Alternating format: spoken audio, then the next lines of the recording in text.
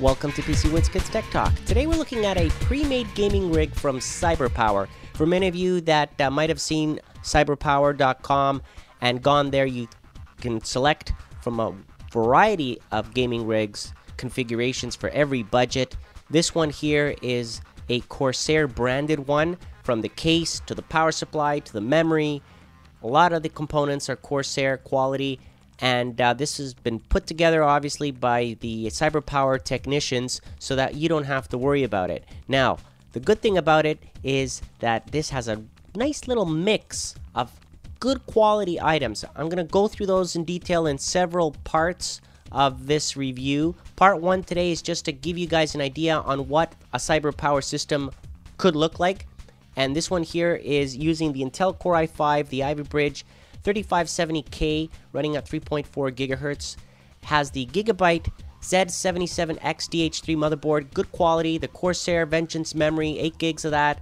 It's got a Seagate Barracuda. It's got also a Corsair 60 gigabyte SSD drive in there as well. So that's going to pair up very nicely with the memory, with the case, with the power supply, a nice HD 7850. 2 gigs of GDDR5 memory on that power color, AMD Radeon graphics card, 750 watt power supply. I mean, this is a pretty nice system. When you think about it, they even put water cooling in there for you to keep things cool and quiet. You can do some overclocking. We're going to try that later on as well. So again, now looking at this, you can see right off the bat the logo, the Corsair logo on there. So you know you're getting a Corsair system just by looking at that.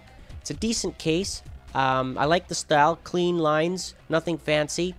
2 openings on the side there so you could install optionally your own fans. This system doesn't come with any fans on the side because it's using water cooling, and some ventilation on the front there. If I take off the side cover, you can see here how nice and clean the inside of the case is. Again, because it's using water cooling, you don't need that many fans and cables going all around the place. You want to make sure that it's a nice to look at system. The TX750 Corsair power supply, the power color, HD 7850, and of course the Asetek water cooling with the radiator at the back. You can see there the fan. So nice setup, very decent for someone who's looking for a gaming rig that is not, necessarily extreme. However, it is set up in the fashion that you would for an extreme type of machine, right? You want, obviously, water cooling. You want good memory. You want an SSD drive. Those are the components that make up a good machine, right? A fast machine. So let's take a look at some more specifics about this, because one thing that I liked here is that they used a 7850, which is, only using one 6-pin power connector. You've got room up here, so you can add another radiator, so you want to add more water cooling in there. And of course, there's still room for expansion, right? You could still expand and add another video card if you wanted in there as well. So that's a good thing about these machines, is that you still have room to grow and you're not stuck with what you've got. Now, again, the card is small in length. It's not a really large looking card, as you can see there, the graphics card. It's using a fan in the center design. I'll take it out and show you guys in a second.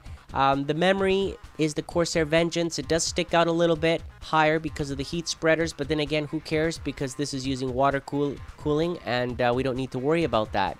The motherboard itself, very decent, from Gigabyte. This Intel motherboard, we're going to put it to the test and see what it has to offer. I'll go through the specs on that board later, and we'll also go through the BIOS settings of that board to see, what are the capabilities when it comes to overclocking and taking care of your machine, okay?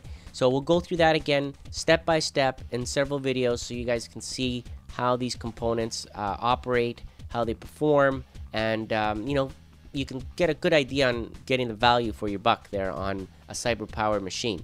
I like the way the cables are all tucked nicely. You can see here I took out the video card to give you guys a good look at the motherboard so you can see all the slots there.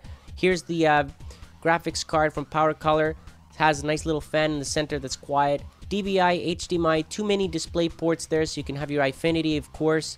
And again, all you need is a 6-pin power connector. There's your Vengeance Corsair RAM. Again, 1600 megahertz, but we'll try to overclock it as well. The TX750 power supply is not modular. However, it does come with a nice strong single 12-volt rail on that one.